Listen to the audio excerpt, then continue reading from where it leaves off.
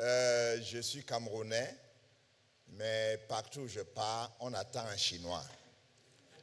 Parce que mon nom c'est Chou, et si vous entrez dans le site web, presque tous les choux sont chinois ou coréens.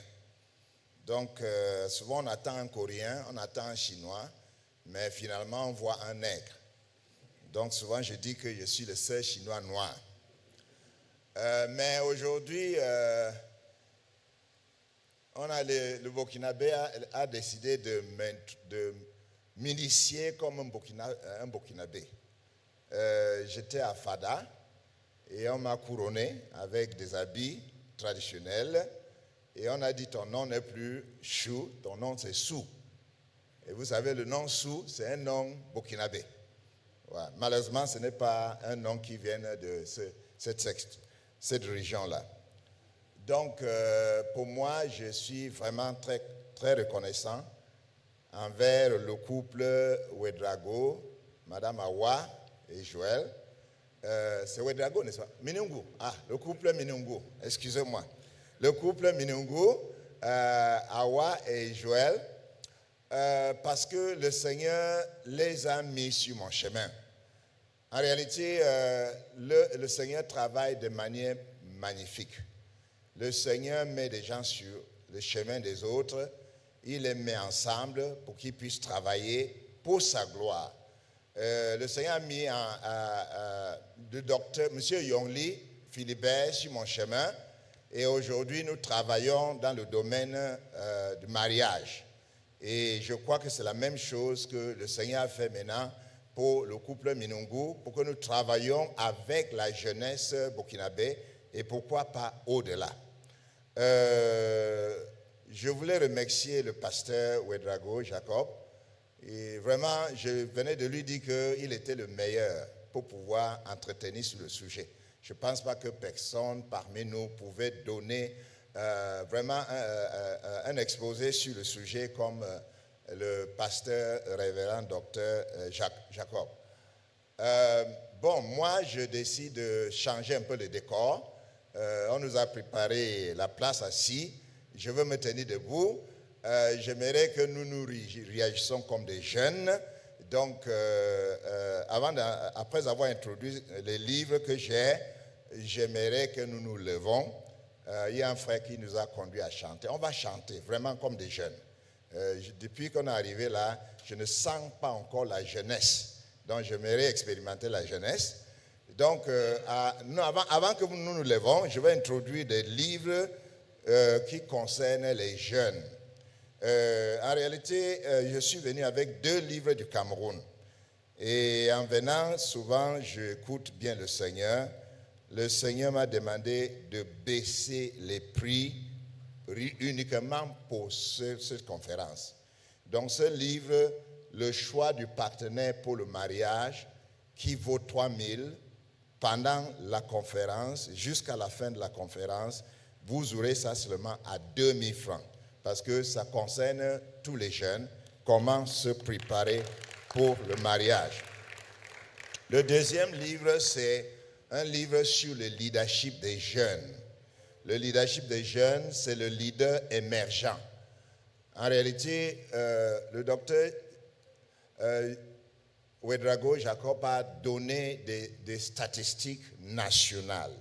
Et moi, je veux dire que ces statistiques burkinabées correspondent effectivement avec les statistiques camerounaises en ce qui concerne l'emploi. Dans notre pays, nous avons... j'ai fait une étude, j'ai fait une présentation l'autre jour et les universités ont sorti depuis 4 ans 300 000 diplômés. 300 000 diplômés. Mais le gouvernement a réussi à employer, pendant les 4 ans, moins de 2000, 1500. Et si vous faites les statistiques, vous voyez que c'est presque les statistiques ici. Donc, si vous voulez attendre que le gouvernement vous emploie, peut-être le gouvernement n'emploie même pas 5% de ceux de la jeunesse. Et si vous ne voyez pas la nécessité d'entrer dans l'entrepreneuriat, je veux vous dire quelque chose. Le secteur privé, c'est le secteur qui développe toutes les nations. Si vous voyez les nations développées, ce n'est pas le secteur public, c'est le secteur privé. Et le secteur privé à travers des entreprises. Donc, si vous commencez à rêver qu'un jour vous deviendrez directeur, employé de la fonction publique, il faut bien rêver, il faut bien prier. Mais j'ai peur que peut-être 5% seront employés au moins. Et puis le reste, si vous ne vous employez pas, vous n'aurez pas de travail. Donc ce livre, Leadership émergent, est en train de dire comment toi tu peux émerger en tant que leader. N'attends pas que tu sois nommé, mais tu peux émerger dans l'entreprise, tu peux émerger dans tes fonctions privées. Et au lieu de 5 000 francs, on va donner ça à 4 000. Bon, il y a deux autres livres que j'ai amenés, mais ils sont ici. C'est le livre sur le mariage, les enfants, un héritage, la responsabilité des parents, et aussi les fondations familiales que nous donnons à leur prix de 6 000. Donc, c'est juste pour vous dire que nous sommes en train de vouloir aider la jeunesse de nos nations et de l'Afrique de pouvoir émerger et de pouvoir devenir plus entrepreneuriaux que nous autres qui sommes déjà en train de passer de l'autre côté de la vie. Ok, après avoir dit ça, j'aimerais que celui qui nous conduisait à chanter là, s'il vous plaît, il est là? Oui, on va se lever, hein? On va chanter comme des jeunes. Je veux vous voir chanter, danser, sauter.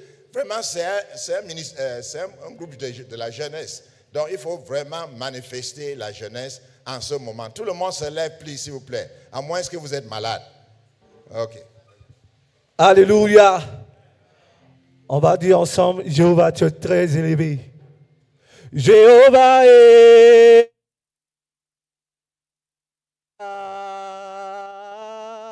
Jéhovah est... Jéhovah. Est-ce qu'on peut dire ensemble Jéhovah? Jéhovah est... Jéhovah. Jéhovah est...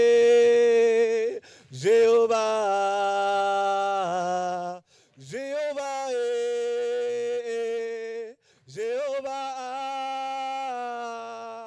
Jéhovah est... Jéhovah. Jéhovah. Jéhovah. Jéhovah.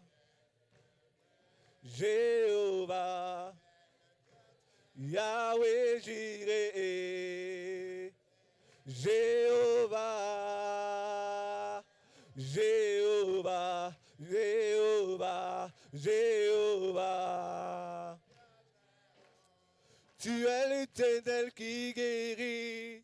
Tu es l'Éternel qui bénit. Tu es l'Éternel qui restaure. Jéhovah Shalom, Jéhovah Jireh, Jéhovah. Jéhovah. Jéhovah.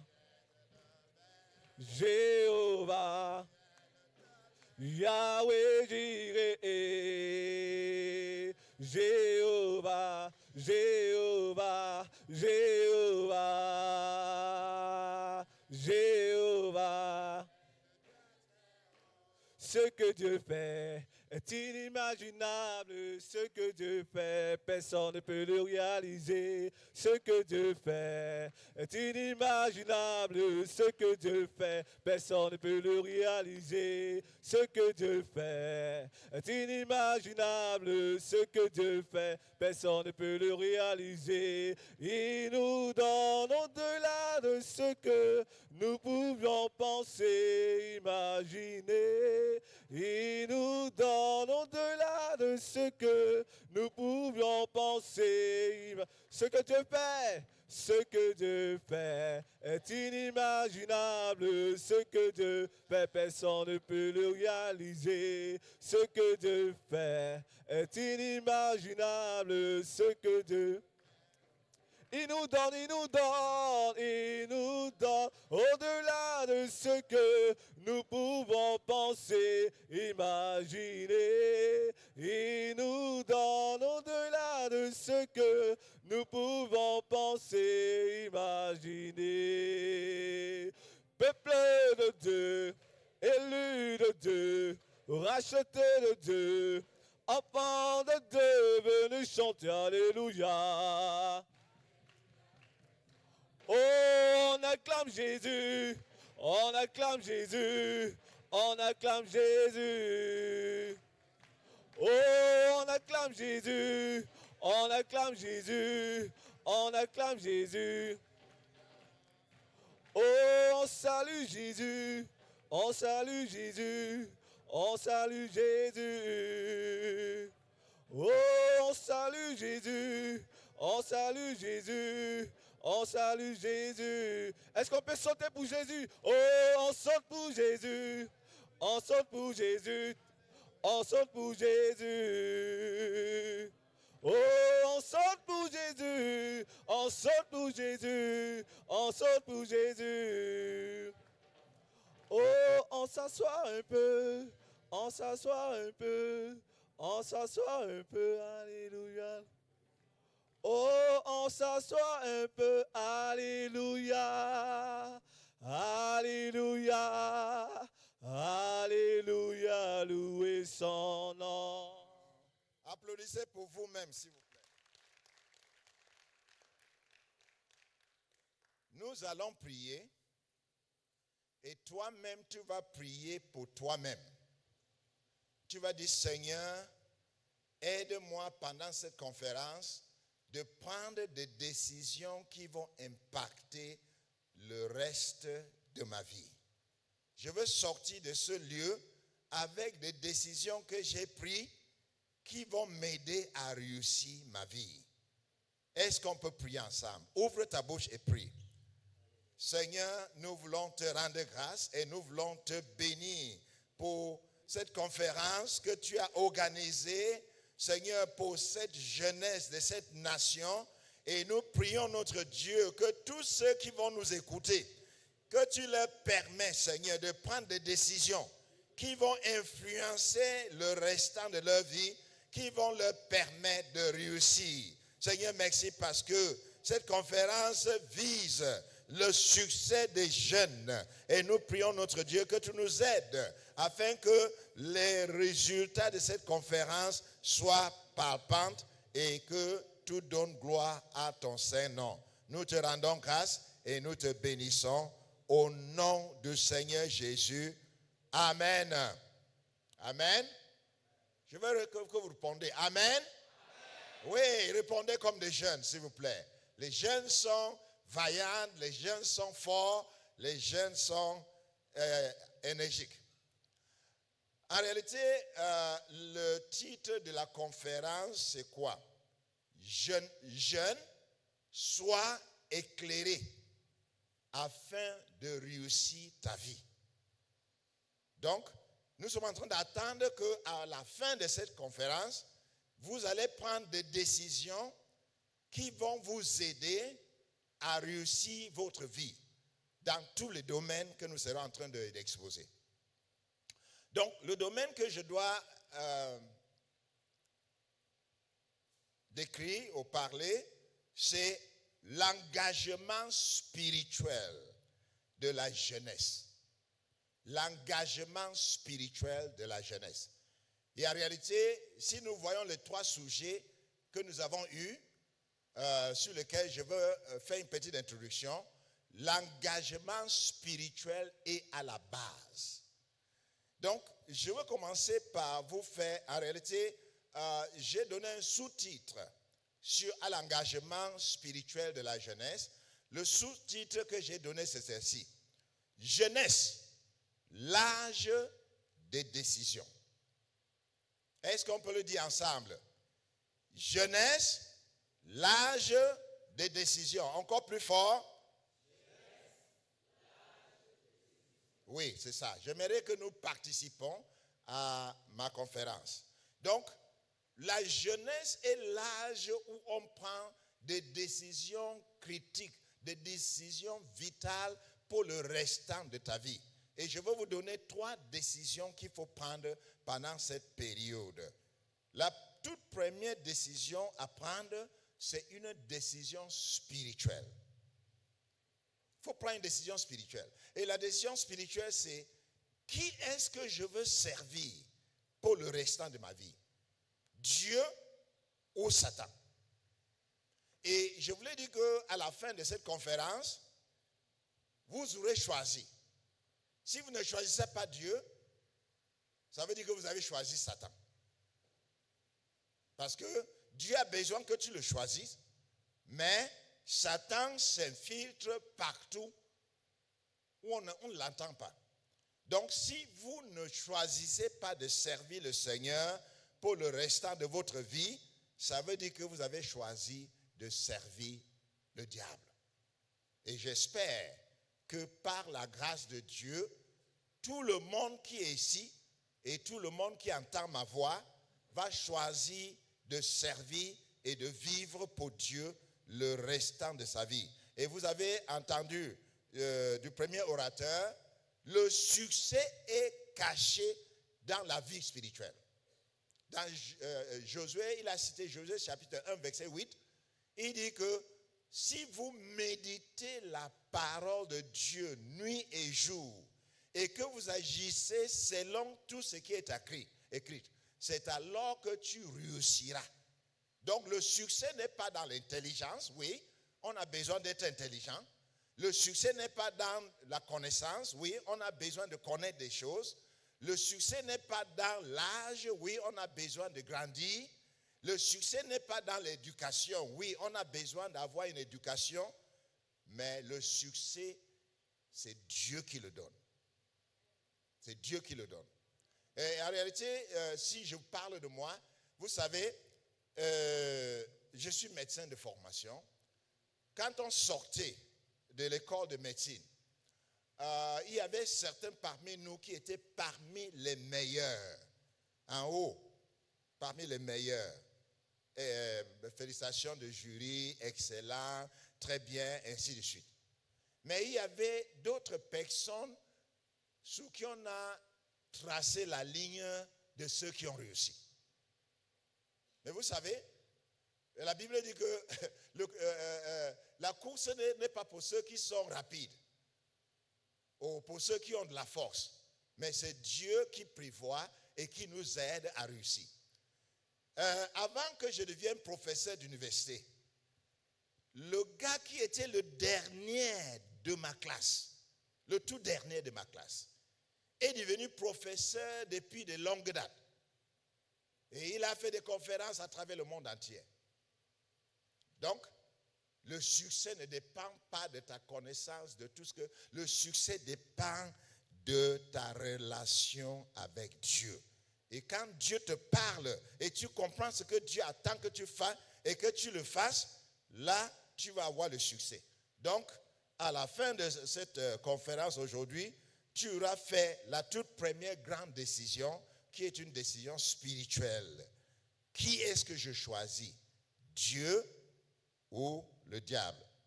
Deuxième grande décision, et je vais parler seulement de 3 décisions. Deuxième grande décision, c'est le choix du conjoint. C'est une décision matrimoniale. Ton partenaire à vie. Normalement, on se marie, l'âge du mariage normal, c'est avant 30 ans.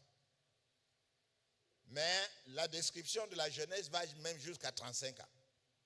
Donc, ça veut dire que pendant la période de la jeunesse, si tu ne te maries pas avant 35 ans, ça veut dire que tu es un célibataire chronique, âgé, vraiment, on ne sait pas comment décrire. Donc, hier, on a soutenu un mémoire d'une femme qui a fait un mémoire sur les célibataires. Mais on a d'abord voulu faire un sujet sur les célibataires âgés. Et les célibataires âgés, c'est à partir de 35 ans. Mais on a dit que non, si tu prends ce sujet-là, personne ne va s'inscrire sur ton étude. Donc, il faut parler seulement des célibataires. Et elle a fait une étude à partir de 30 ans. Donc, c'est pour dire que, normalement, on prend la décision qui on va épouser et avec qui on va passer le restant de notre vie avec quelqu'un. Et on choisit la personne avant l'âge de 30 ans. Et on se marie. Et dans l'après-midi, vous aurez quelqu'un qui va développer ce sujet-là. Donc vous voyez, notre conférence est axée sur les 3 grandes décisions qu'un jeune doit prendre. Première grande décision qu'on a parlé, c'est la décision spirituelle. Et c'est de ça que je veux parler. La deuxième grande décision, c'est le partenaire. Et on va avoir ce sujet développé dans l'après-midi.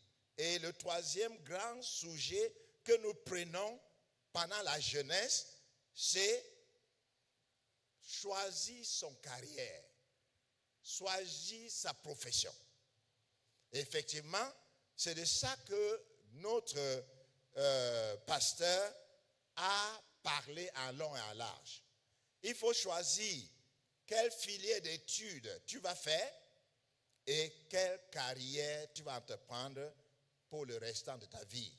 Et il faut comprendre que la carrière n'est pas seulement pour avoir de l'argent, mais il y a aussi ce qu'on appelle la satisfaction professionnelle, l'épanouissement professionnel. Donc tu choisis quelque chose qui va te permettre de t'épanouir, d'être content et qui va aussi te permettre de vivre, d'avoir de l'argent. Et c'est important et je crois que notre frère a pris ce sujet, il a beaucoup parlé de cela, l'entrepreneuriat, et je mets encore l'emphase. N'attendez pas que le gouvernement t'emploie. N'attendez même pas de travailler pour quelqu'un d'autre. Il faut penser à travailler à titre personnel. Les plus riches du monde, c'est les entrepreneurs. Les plus riches du monde, c'est des gens qui ont créé leur entreprise, qui ont eu une idée. Et l'idée s'est transformée en entreprise et ils ont employé des gens. Et il faut comprendre une chose. Pour créer l'entreprise, je n'ajoute rien sur ce que le frère a dit, il faut penser à un domaine où tu vas résoudre un problème dans la société. Il ne faut pas seulement penser que je veux avoir de l'argent. Non, si tu résous un problème dans la société, ça va permettre que tu puisses avoir de l'argent. Que ce soit la personne qui a créé Yahoo.com, que ce soit la personne qui a créé Apple, les ordinateurs, même Bill Gates, dont il a parlé, qui a créé Microsoft. L'intention de Bill Gates, c'était d'avoir un ordinateur dans chaque maison américaine pour permettre une meilleure communication et une meilleure conscience professionnelle et aussi la connaissance de l'Internet. Et aujourd'hui, il a réussi. Et en réussissant d'avoir l'ordinateur dans chaque maison, ça lui a créé beaucoup de richesses. Et il est devenu extrêmement riche. Donc, ne pensez pas seulement comment je veux faire de l'argent. Commence à dire, Seigneur, donne-moi une idée d'un problème dans la société que je veux résoudre. Et quand vous commencez à résoudre ce problème dans la société, le Seigneur va ouvrir les portes pour que tu sois béni et tu vas t'enrichir à travers cela. Je dis ça parce que le plus souvent, nous ne pensons qu'argent, argent, argent. Non, il faut penser d'abord comment je veux aider l'humanité, comment je serai utile entre les mains de Dieu, comment je peux être une bénédiction à ceux qui m'entourent, à ma génération. Et pendant que tu es en train de chercher à être une bénédiction à ta génération, le Seigneur va ouvrir les portes. Et je veux vous dire que ce n'est pas nécessairement dans ton domaine d'expertise. Vous avez vu, il a occupé des fonctions qui n'étaient pas du tout dans son domaine d'expertise. Moi, je suis médecin. Je devais peut-être créer un cabinet. Mais quand j'ai prié, le Seigneur dit, je t'ai appelé à former d'autres, à éduquer d'autres. Donc, créer une école, écrire des livres et tu viens enseigner à travers le monde. Et pendant que tu enseignes mon peuple, il y en a beaucoup qui vont prendre des décisions pour le ciel. Il y en a beaucoup qui seront délivrés des puissances négatives. Il y en a beaucoup qui vont avoir de meilleurs moyens de vie. Et à travers cela, le Seigneur va te bénir. Aujourd'hui, le Seigneur est en train de me bénir à travers ce que je fais. J'arrive à connaître beaucoup de personnes comme ce couple Minengo, comme je viens de faire la connaissance du docteur Jacob, et beaucoup d'autres serviteurs, beaucoup d'autres pasteurs, comme le pasteur principal de cette église, et ça permet que tu t'enrichis avec beaucoup de connaissances. Et la connaissance vaut mieux que de l'argent. Donc vraiment, je sais que dans les écoles secondaires, nous avons des conseillers professionnels ou des conseillers de carrière ou des conseillers qui nous aident à choisir les métiers que nous pouvons avoir dans l'avenir. Oui, il faut suivre le conseil, mais en plus de suivre le conseil, il faut prier. Si tu es un enfant de Dieu, prie pour que le Seigneur te conduise dans le domaine de son choix. Et si tu travailles dans le domaine du choix de l'Éternel, tu seras béni et le Seigneur va aussi t'accorder pas seulement la bénédiction de richesse, mais aussi la satisfaction professionnelle et aussi tu seras un candidat pour le ciel. Donc voilà les trois grandes décisions que vous devez prendre. Premièrement, une décision spirituelle. Tout le monde dit décision spirituelle.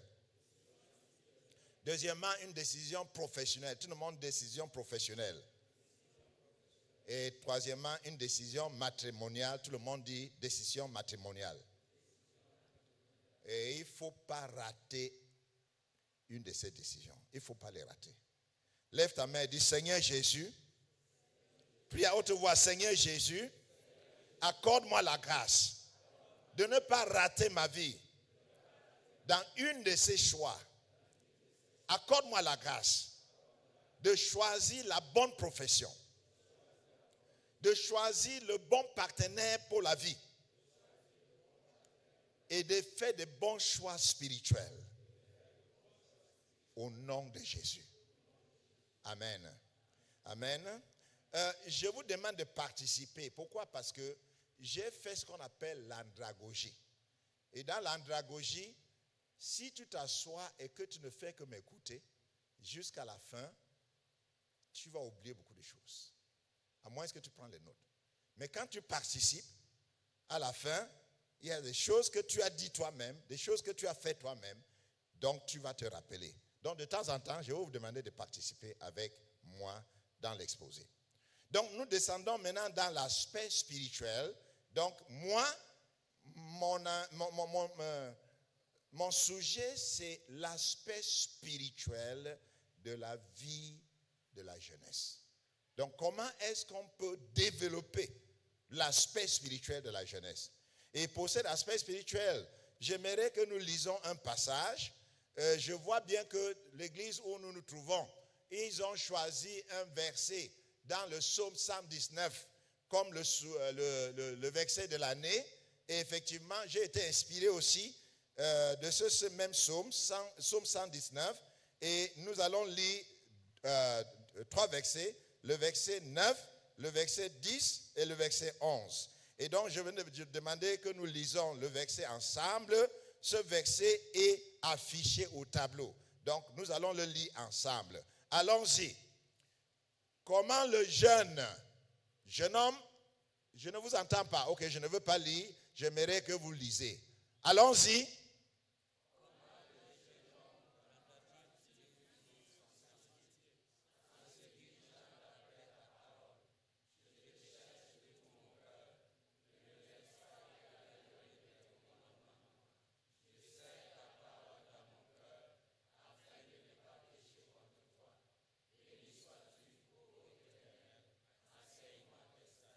Alors, merci, tu as lu, mais regardez encore le passage. Est-ce que c'est vrai en ce qui te concerne? Est-ce que ce passage est vrai en ce qui te concerne? Est-ce que tu es dirigé par la parole de Dieu? Ça, c'est la première question. La deuxième question, est-ce que tu cherches Dieu de tout ton cœur? Troisième question, est-ce que tu sais la parole de Dieu dans ton cœur? Et la quatrième question, est-ce que tu es prêt à être enseigné par Dieu? Voilà. Donc ce n'est pas un problème de nous tous là, hein, maintenant, c'est un problème de moi. Donc, à partir de ce passage, chacun de nous est appelé à prendre un engagement personnel. Et quel est l'engagement personnel? Regardez comment le passage est écrit. Comment le jeune homme rendra-t-il pur son sentier? Et la réponse, en se dirigeant d'après la parole. Je te cherche de tout mon cœur. C'est ce que la parole dit. Je te cherche de tout mon cœur. Est-ce que tu cherches Dieu de tout ton cœur? Est-ce que tu es dirigé par la parole de Dieu? Ça doit être une décision personnelle. Tu dois prendre la décision. Il y a un serviteur de Dieu qui a dit ceci. Soit le péché t'éloigne de la parole de Dieu, soit la parole de Dieu t'éloigne du péché. Si tu lis cette parole et que tu le mets en pratique, le péché s'éloignera de toi. Parce qu'il dit, je sais ta parole dans mon cœur. Pourquoi? Afin de ne pas pécher contre toi. Donc si tu ne sais pas la parole de Dieu dans ton cœur, si tu n'obéis pas la parole de Dieu, si tu ne connais pas la parole de Dieu, le diable va semer le désordre, le péché, les désirs du péché dans ton cœur. Donc la première chose, en se dirigeant d'après la parole, je te cherche de tout mon cœur, ça doit être une décision personnelle. Tout le monde dit décision personnelle. Deuxièmement, je sais ta parole dans mon cœur, afin de ne pas pécher contre toi. Tout le monde dit décision personnelle. C'est toi qui vas décider si tu vas serrer la parole de Dieu dans ton cœur ou pas. Dieu ne va pas le faire pour toi. Pour serrer la parole de Dieu dans ton cœur, tu dois la lire. Tu dois assimiler. Au Cameroun, on dit il faut bûcher. Je ne sais pas si vous connaissez ce mot-là.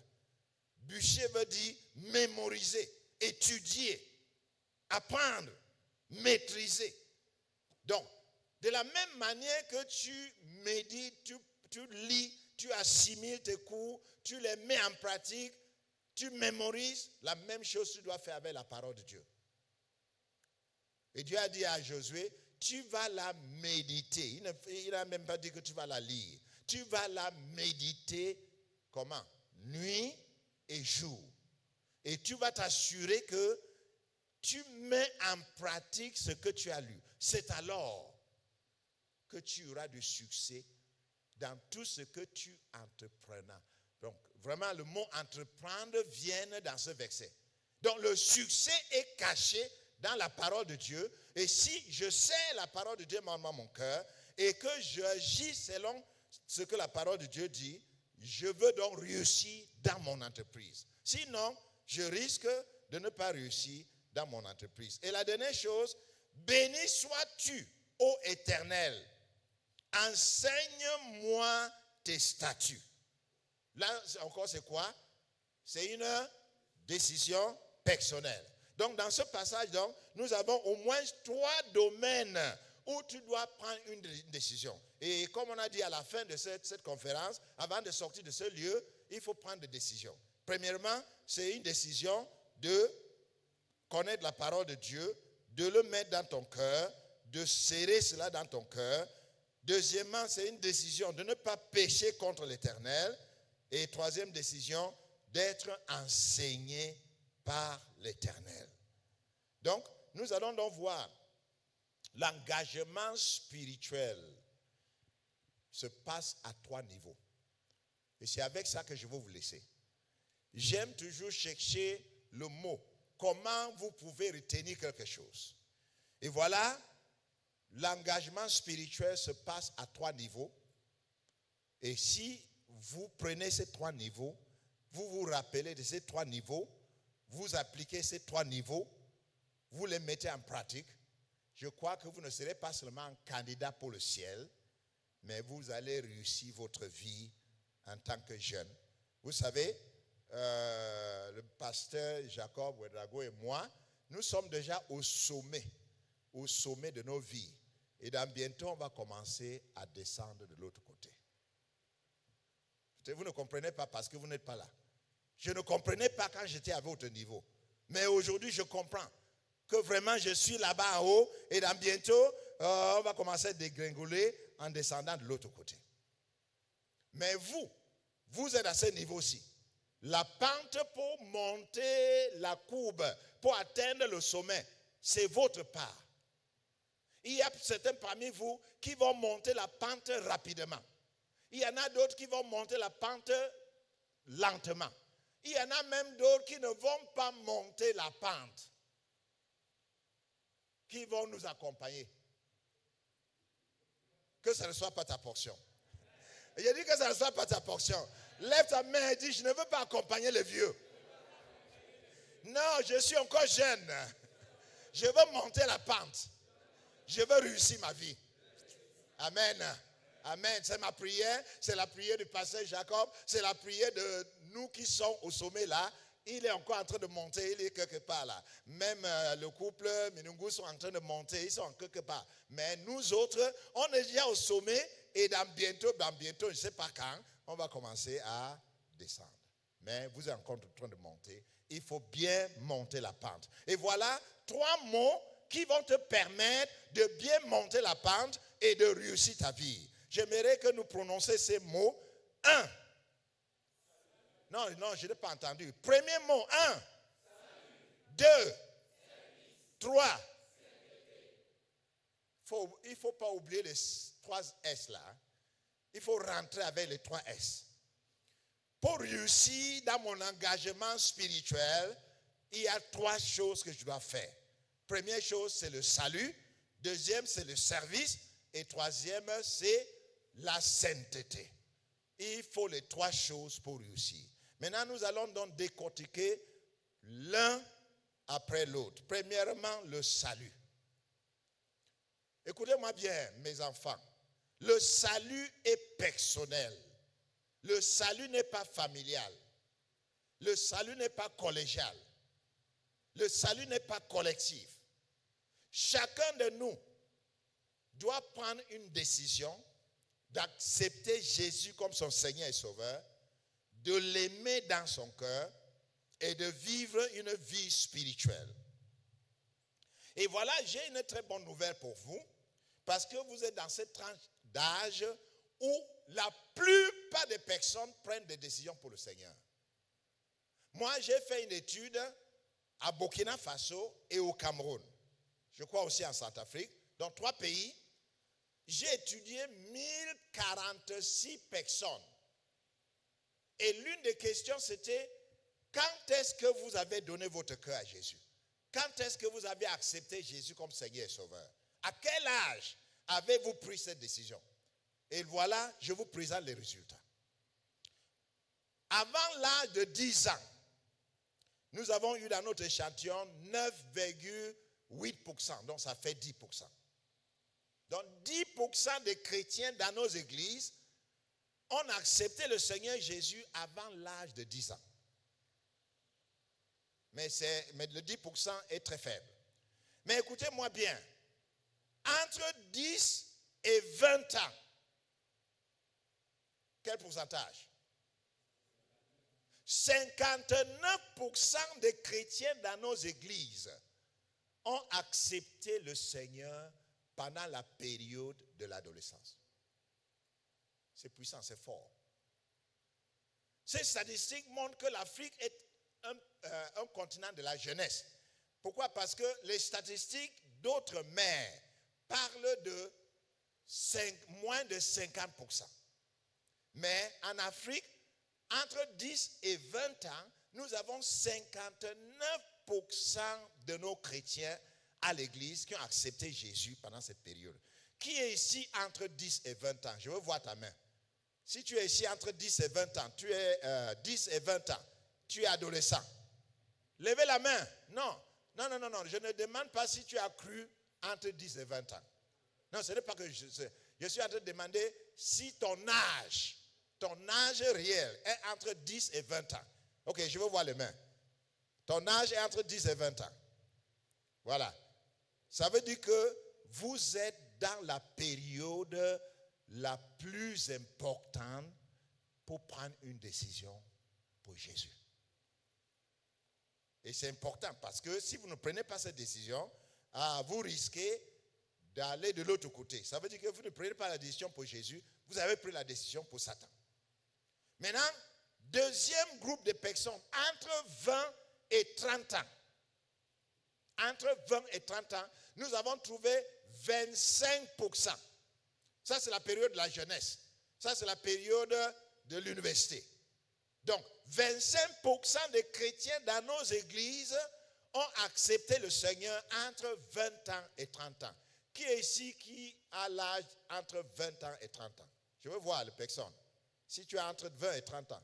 Mais il y a des gens qui n'ont pas levé les mains. Hein? Il n'y a pas beaucoup de gens ici qui ont plus de 30 ans. Voilà. Donc, ça veut dire que vous êtes à un âge critique. Dis à ton voisin, tu es à un âge critique. Pour prendre des décisions importantes. Si tu n'acceptes pas Jésus en cet âge-là, tu risques de rater ta vie. Donc, si vous regardez les statistiques, ça veut dire que 84% de nos chrétiens ont accepté le Seigneur pendant la période de la jeunesse. Est-ce que vous avez compris? Entre 10 et 30 ans, 84% des chrétiens dans nos églises ont accepté le Seigneur pendant cette période. C'est une période extrêmement importante pour toi et pour toutes les églises, pour tous les pasteurs, pour que nous puissions mettre l'accent de l'évangélisation à ce tranche d'âge. Et j'ai dit dans mon diapositive, mon enfant, donne ton cœur à Jésus. J'ai traduit un verset. Le verset dit, mon fils, donne-moi ton cœur. Et puisqu'il y a des filles et des fils, je dis, mon enfant, donne ta vie à Jésus.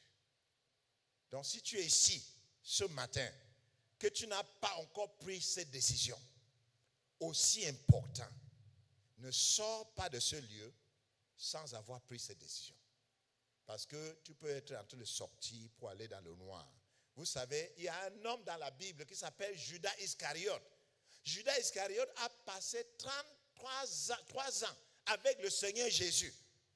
Il a eu le meilleur enseignant du monde. Il a eu les meilleures expériences chrétiennes du monde. Il a eu des meilleurs conseils de Dieu lui-même. Mais à la fin, il a décidé de ne pas céder son cœur à Jésus. Et il est parti commettre le suicide. C'est une triste histoire. Ça veut dire que Judas Iscariote sera en enfer. Il sera en enfer.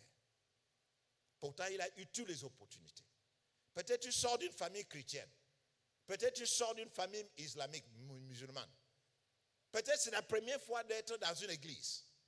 Mais tu es en train de comprendre que la meilleure décision spirituelle à faire, c'est d'accepter Jésus qui est mort sur la croix pour toi. C'est lui qui a payé le prix pour tous tes péchés.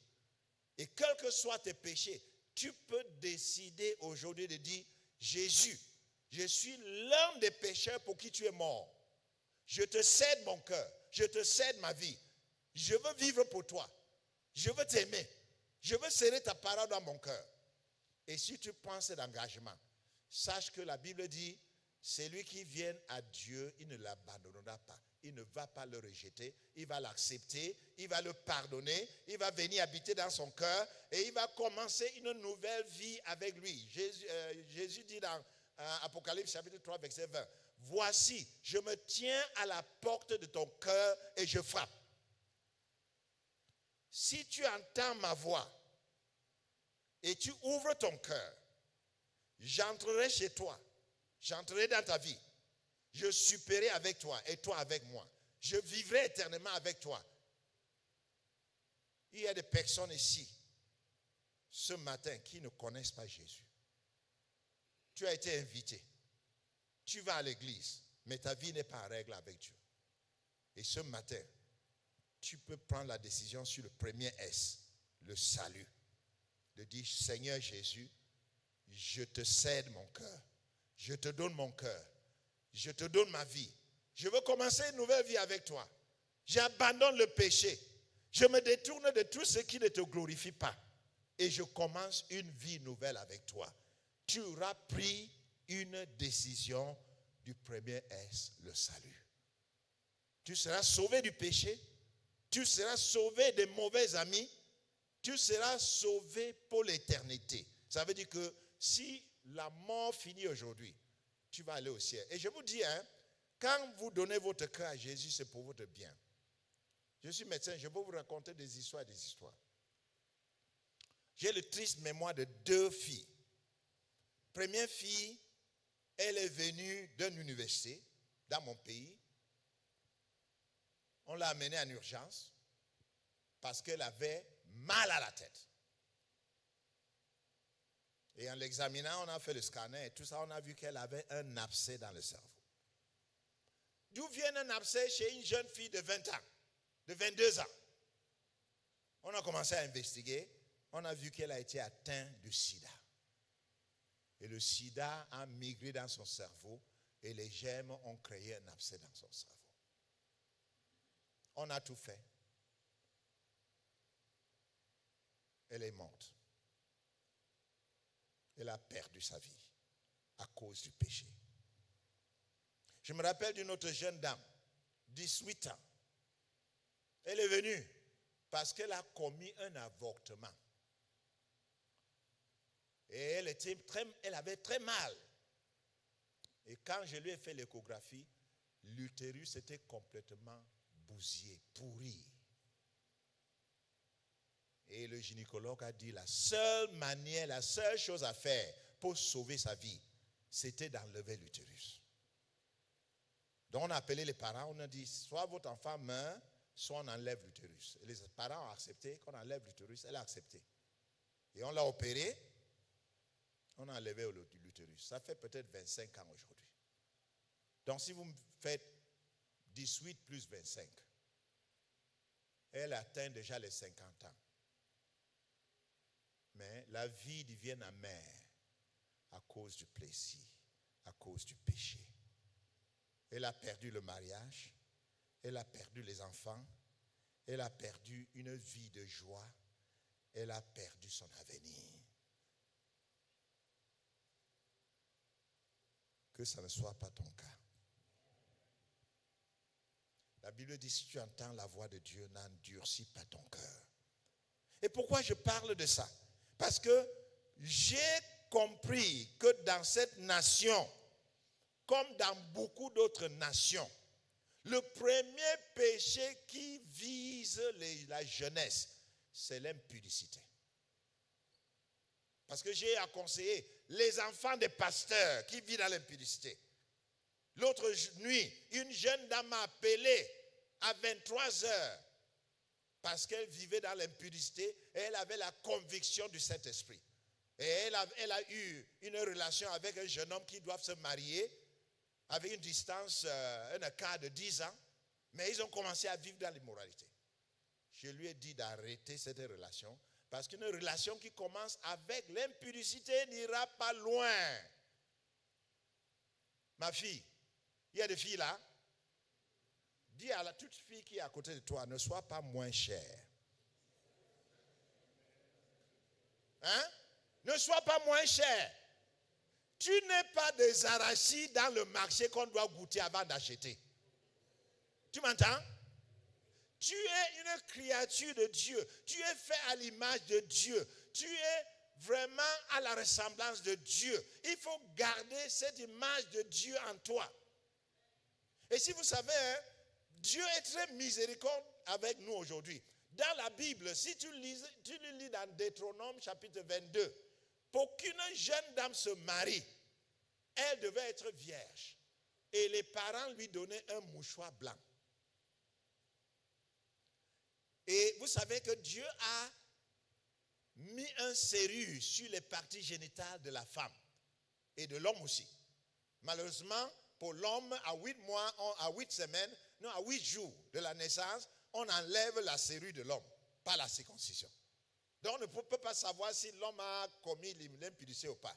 Mais chez la femme, la serrure est encore là jusqu'à son mariage. On appelle ça l'hymen. Ça bloque qu'on ne puisse pas pénétrer la femme.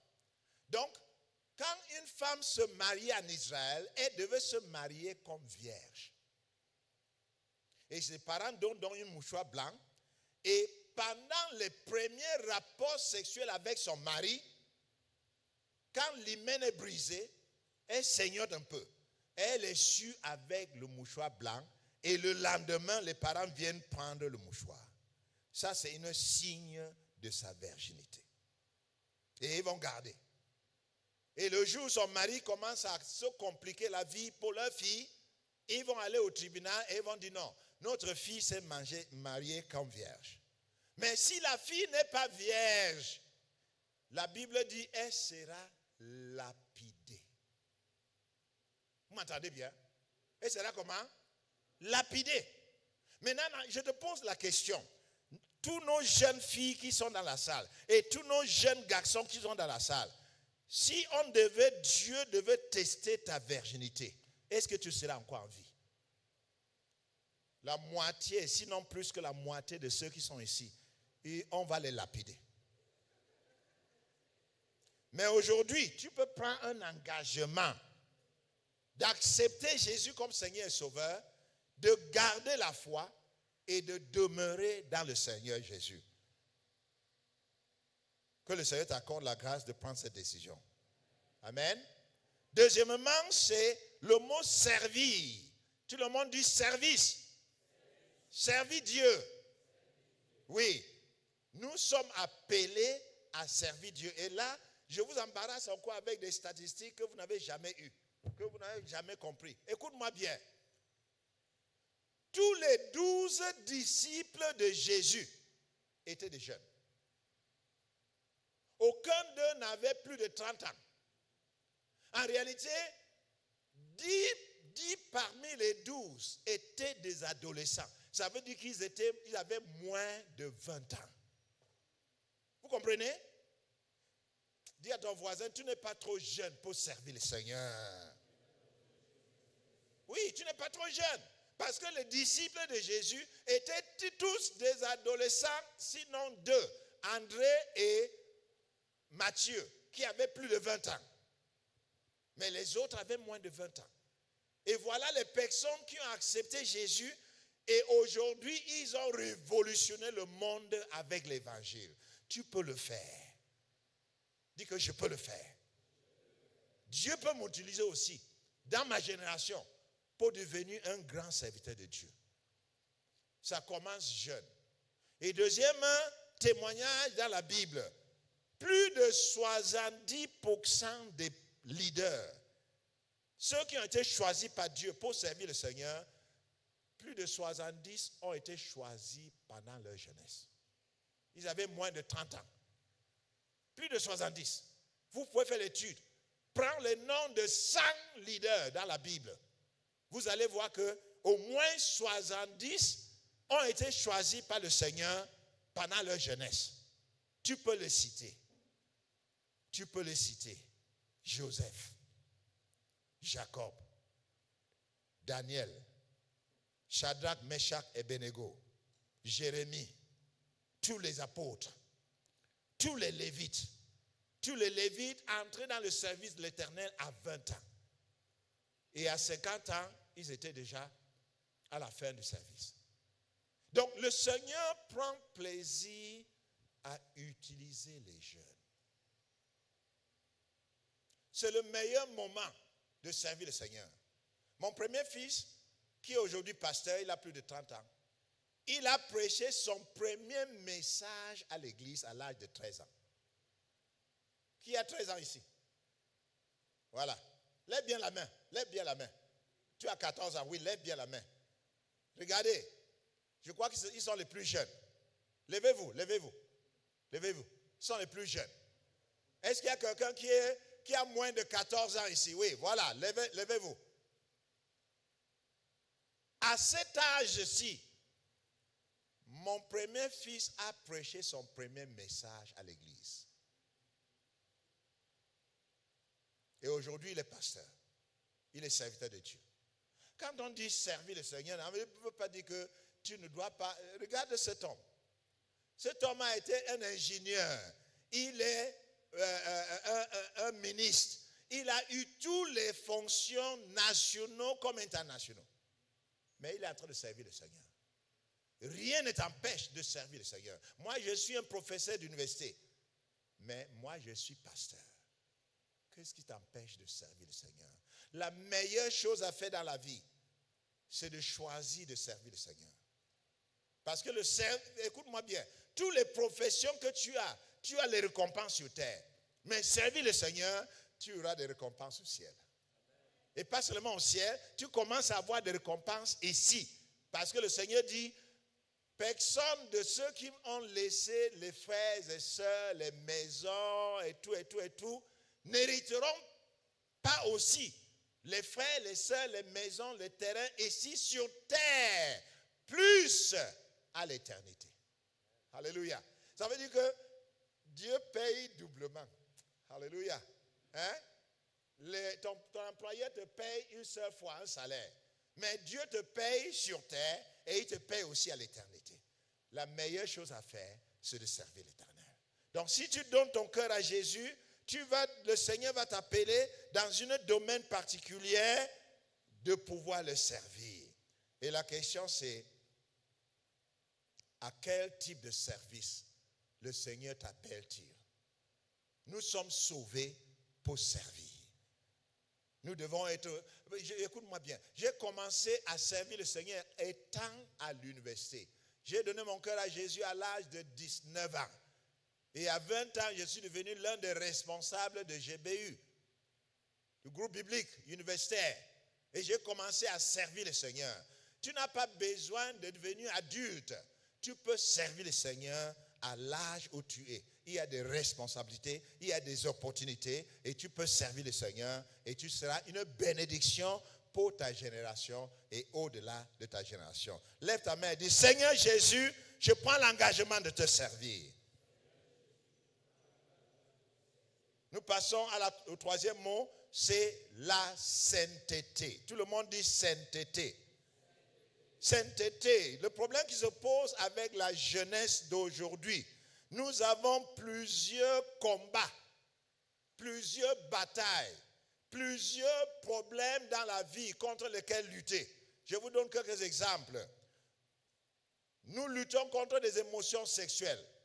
Nous luttons contre la délinquance juvénile, la drogue, la sorcellerie, la violence, l'alcoolisme. Nous sommes tentés par toutes ces choses de plus en plus chaque jour.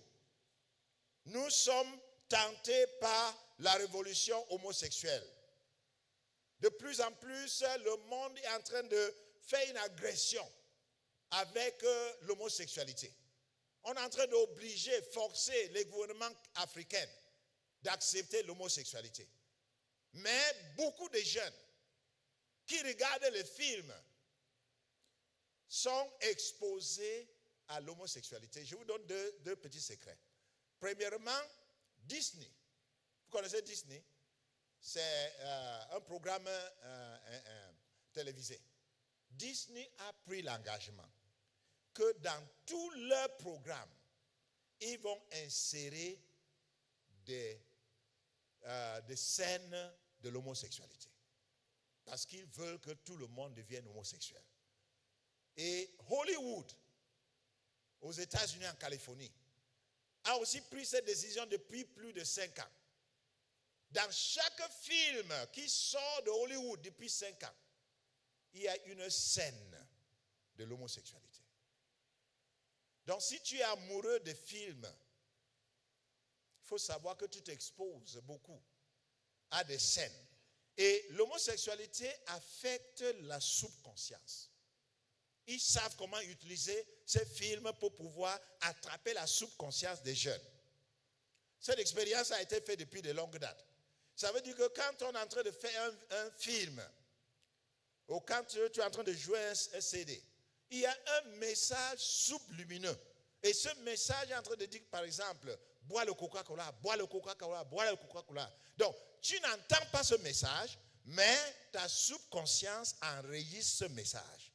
Et quand tu sors de ce film et tu vois le Coca-Cola, le message se réaffiche. Il faut que tu bois le Coca-Cola. Et tu commences à le faire. C'est la même chose. Le diable utilise cette subconscience pour nous inculquer des messages sataniques. À travers les vidéos, à travers les films. Tu risques de ne même pas voir la scène. Mais il y a un message sublimineux qui est transmis dans ta subconscience. Et avant de t'en rendre compte, tu commences à désirer le même sexe. Aujourd'hui, nous avons beaucoup de combats contre lesquels lutter en tant que des jeunes. Il y a le combat contre l'abus du temps, la technologie. Et la technologie est manifestée avec cette petite boîte qui crée énormément de problèmes dans les foyers, mais qui crée aussi des problèmes avec les jeunes. Il y a des jeunes qui passent des heures et des heures pour regarder des films, pour regarder la pornographie. Et ça les entraîne dans le péché. Nous ne sommes pas à l'abri du péché. Et le frère, dans son message, a parlé de l'intelligence artificielle, qui est en train de créer énormément de problèmes dans le monde aujourd'hui. Parce que beaucoup de travaux, de carrières qui devaient être exercés par des humains sont faites par les robots, par les machines. Vous imaginez, on peut envoyer maintenant des avions pour aller combattre sans un pilote. Mais on est dans un bureau, on dirige les avions et ils vont bombarder les endroits. Ça, c'est ce qu'on dit, des drones. Donc, l'intelligence artificielle est en train de faire de grandes choses. Et beaucoup de jeunes sont piégés par ces choses. Donc, je veux dire quoi? Je veux dire que notre sainteté est vraiment en crise. La sainteté des jeunes est en crise. Et c'est pour ça que nous voyons de plus en plus les jeunes qui sont engagés dans l'impudicité, les jeunes qui sont engagés dans le vol, les jeunes qui sont engagés dans la tricherie aux examens, les jeunes qui sont engagés dans toutes sortes de mauvaises choses, la violence, l'alcoolisme, la sorcellerie, parce qu'ils ont appris ça à l'internet, ils ont appris ça sur le téléphone et souvent ils sont obligés de faire partie d'une secte avant qu'on leur donne du travail. Mais la question c'est toi, quel engagement prends-tu ce matin? La Bible nous dit dans 1 Corinthiens chapitre 6 verset 14, 15 jusqu'à verset 21, il dit que ton corps est le temple du Saint-Esprit. Ton corps est le temple du Saint-Esprit. Et Paul dit, prendrai-je donc mon corps qui est le temple du Saint-Esprit et fais cela une seule chose avec un prostitué? Il dit, ne savez-vous pas que c'est lui qui couche avec une prostituée devient un seul corps avec la personne? Vous n'êtes plus le corps, le temple du Saint-Esprit, vous devenez un lieu de la prostitution, un lieu où l'ennemi peut danser.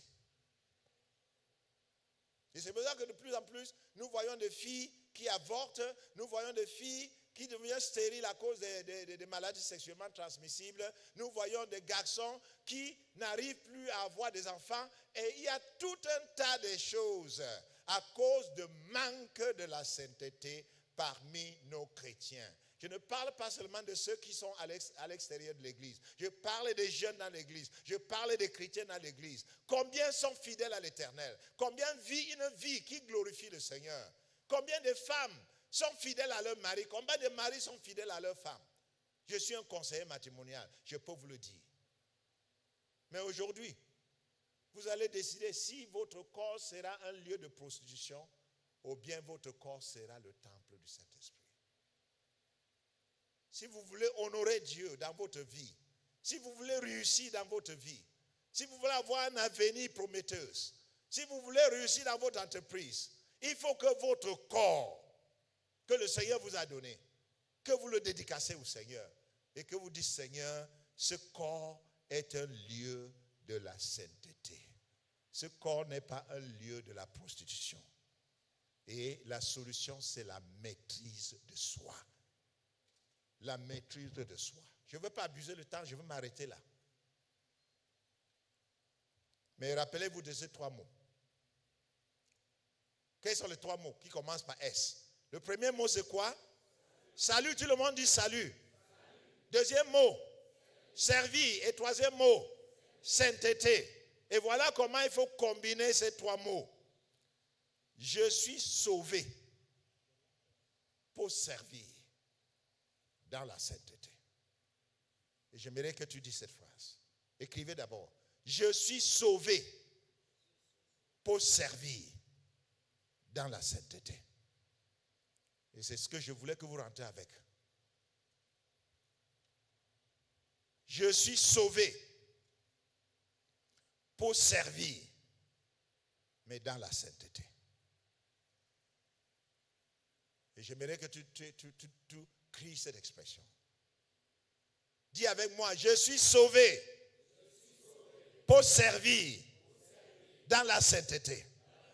Encore plus fort, je suis sauvé pour servir dans la sainteté. Maintenant, tu vas dire ça à ton voisin. Tu vas tenir la main d'une seule personne. Ne tiens pas la main de plusieurs personnes. Oui, je suis ton. Tiens la main d'une seule personne. Et tu vas dire à la personne, tu es sauvé pour servir dans la sainteté. Allez-y encore. Tu es sauvé pour servir dans la sainteté. Que ce soit ainsi au nom de Jésus. Amen. Amen.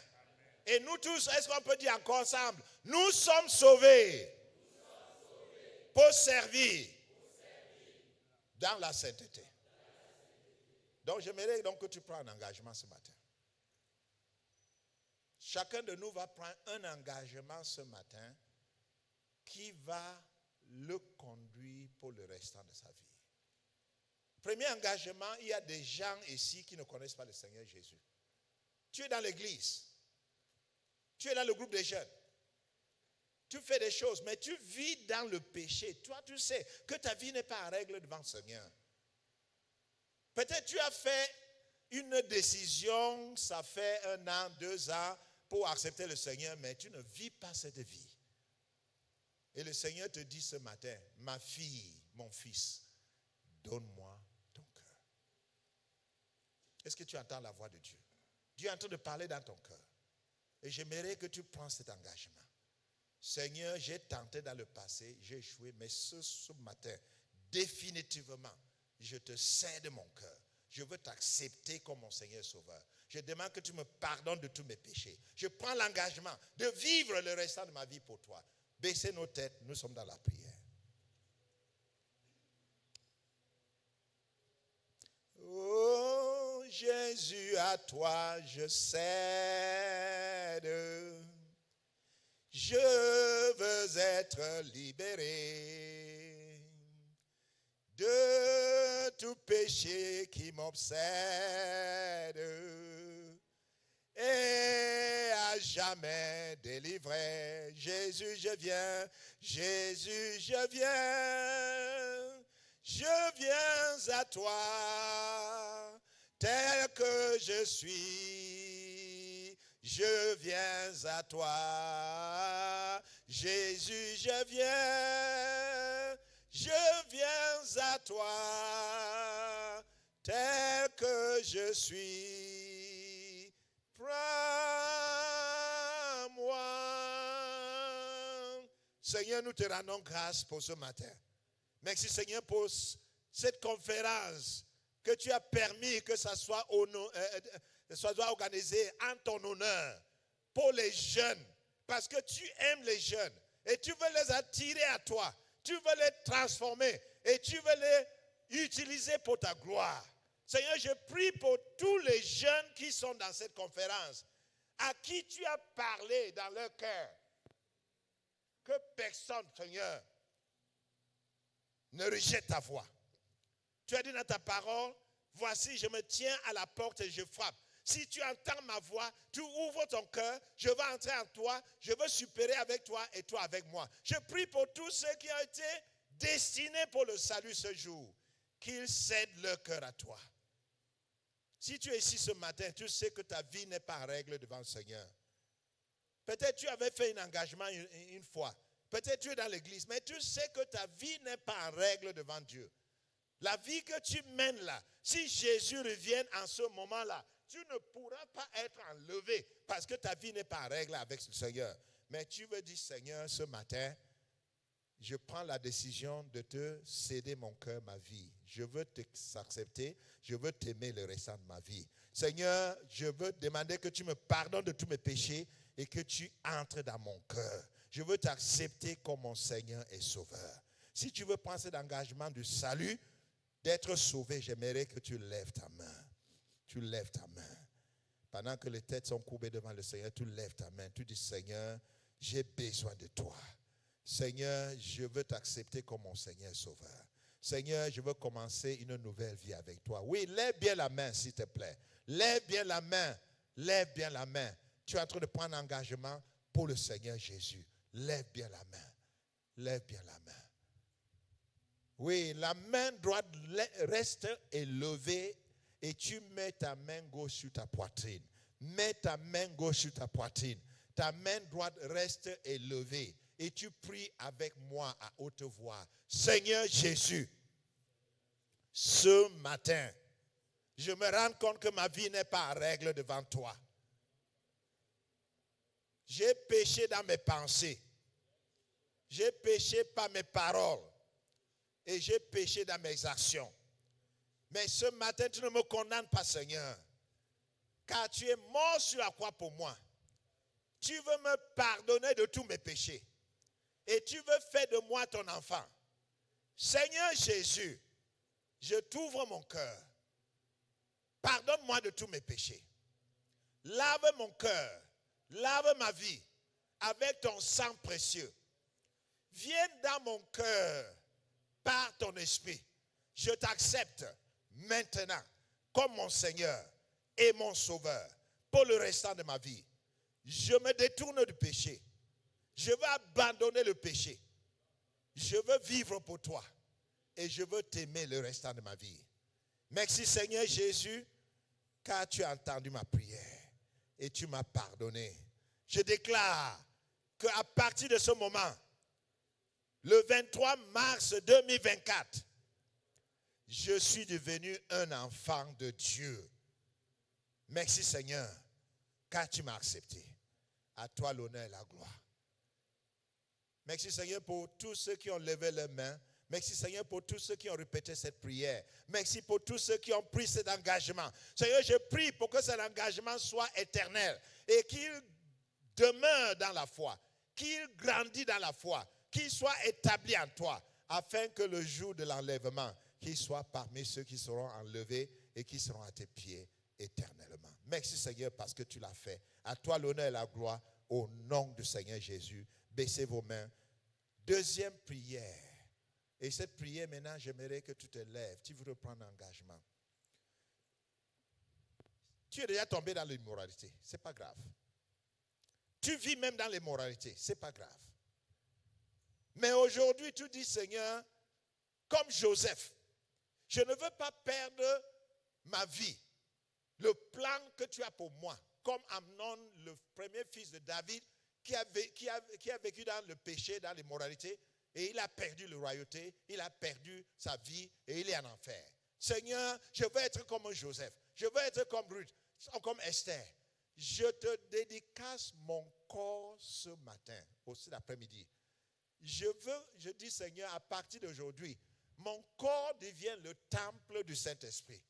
Aucun péché, aucun homme, aucune femme, aucun esprit, aucun démon ne verra ma nudité dans un acte d'impudicité. Mes yeux ne verront pas la pornographie. Je ne serai pas dans la masturbation. Seigneur, je dédicace ce corps comme le temple du Saint-Esprit. Et je veux vivre pour toi. Je veux fuir l'impudicité. Je veux vivre dans la sainteté. Seigneur, je prends l'engagement de vivre dans la sainteté. Seigneur, que mon corps soit ton temple. Et jusqu'au jour où je veux me marier, je ne verrai pas l'impudicité manifestée dans mon corps. Je prends cet engagement, Seigneur. Et chaque fois que je serai tenté désormais, rappelle-moi du 23 mars que j'ai pris cet engagement, que mon corps est devenu ton temple. Seigneur, je veux vivre pour toi. Seigneur, rappelle-moi. Et je prends cet engagement ferme et je veux m'adhérer. Je veux vivre dans la sainteté. Si tu veux prendre cet engagement, de vivre dans la sainteté, à partir d'aujourd'hui, de fuir l'impudicité, de fuir la masturbation, de fuir la pornographie, de fuir tout autre péché, l'ivrognerie, la drogue. Et tu es en train de dire, Seigneur, rien n'entrera dans mon corps pour détruire ce temple de l'Éternel. Je prends cet engagement aujourd'hui. Si tu veux prendre cet engagement, je te demande de te lever là où tu es et on va prendre la prière. Si tu veux prendre cet engagement, de donner ton corps, ton âme, ton esprit, comme le temple du Saint-Esprit, de ne jamais tomber dans le péché de l'immoralité. Que tu es déjà tombé, que tu n'as jamais tombé, tu es vierge, tu n'es pas vierge, mais tu as dit à partir d'aujourd'hui, mon corps appartient à l'Éternel. Et mon corps ne sera pas un lieu d'impudicité. Jusqu'au jour où je veux me marier, je ne connaîtrai pas l'impudicité dans mon corps. Je veux fuir tout acte d'impudicité. Je veux fuir l'alcoolisme. Je veux fuir la drogue. Je veux fuir tout péché qui afflicte mon corps. Je te donne mon corps comme le temple du Saint-Esprit. Tu veux prendre cet engagement? J'aimerais que tu te lèves.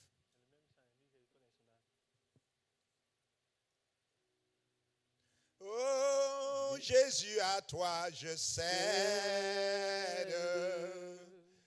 Je veux être libéré de tout péché qui m'obsède. Est à jamais délivré. Jésus, je viens. Jésus, je viens. Je viens à toi, tel que je suis. Je viens à toi, Jésus, je viens. Jésus, je viens. Je viens à toi, tel que je suis.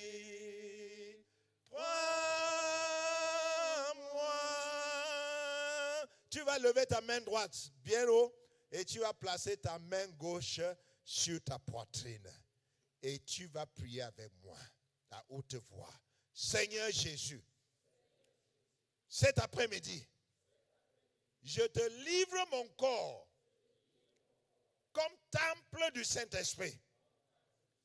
Pardonne-moi, Seigneur, de tout mon passé, de l'impudicité, de l'ivrognerie, de la drogue, de pensées mauvaises et de tout ce que j'ai eu à faire qui a souillé ton temple.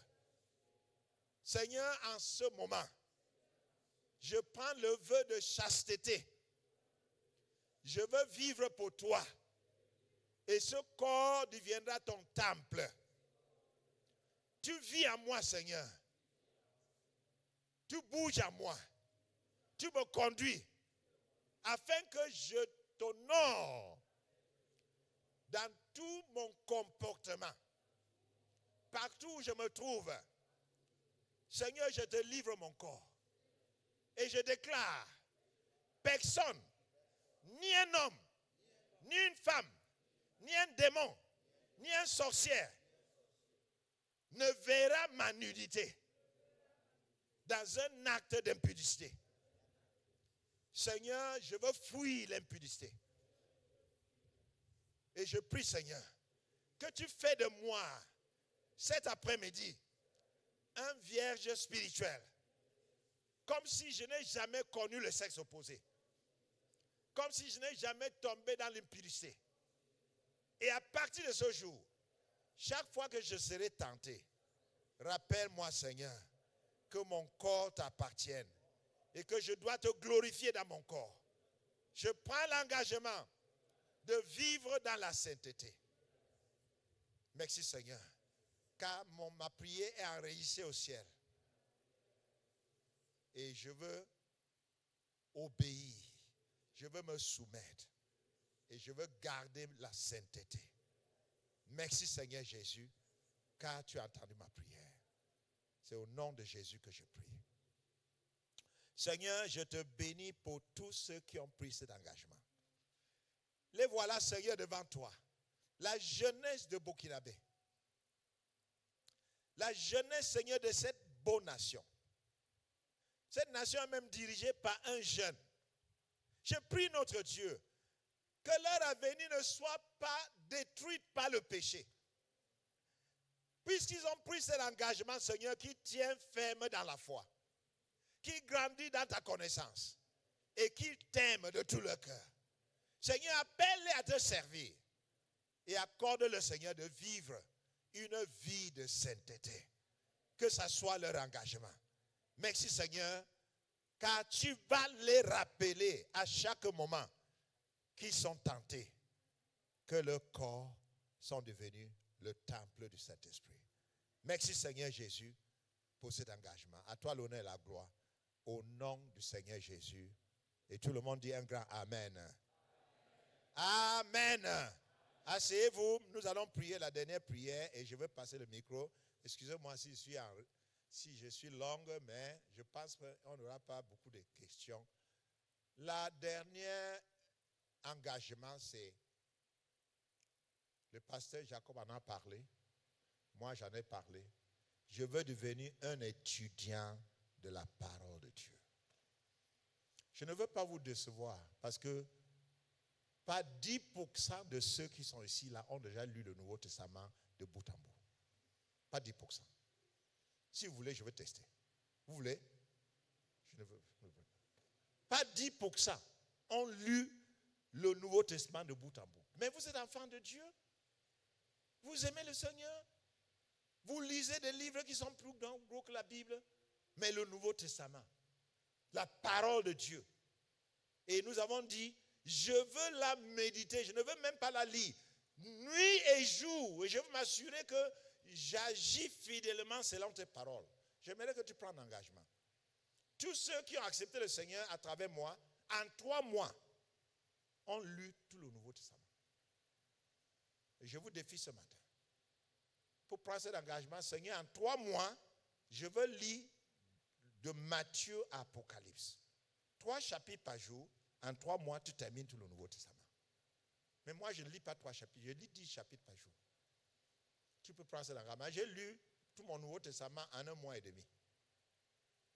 Mais je ne te demande pas 1 mois et demi. 3 mois. Il y a une des filles dans ma maison. Elle a 22 ans. Elle a lu en 1 mois.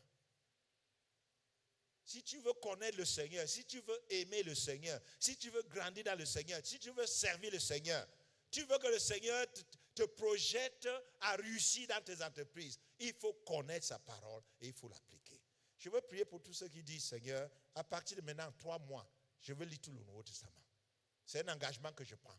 Et Seigneur, tu vas veiller sur moi, tu vas m'encourager. 3 chapitres par jour. En 3 mois, je vais terminer le Nouveau Testament. Tu veux prendre cet engagement, je te demande de te lever et je veux prier pour toi.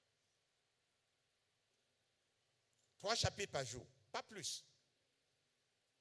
Et en 3 mois, je vais lire tout le Nouveau Testament.